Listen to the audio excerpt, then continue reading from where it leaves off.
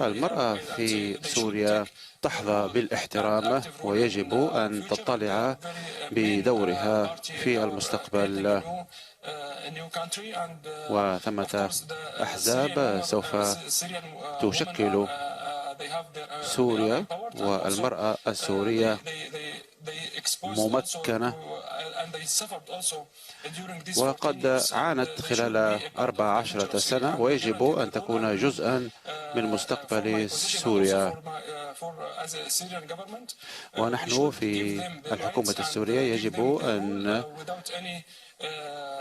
نوفر مساحة للمرأة ونعطيها حقوقها، وهذا جزء من الصورة الكبرى طبعا.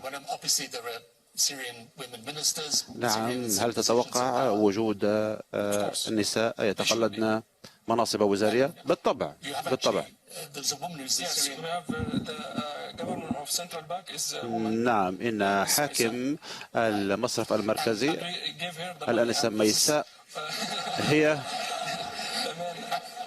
من العنصر النسوي، ونحن نعطي لها المال، وموضوع المال هو أهم شيء الآن في سوريا.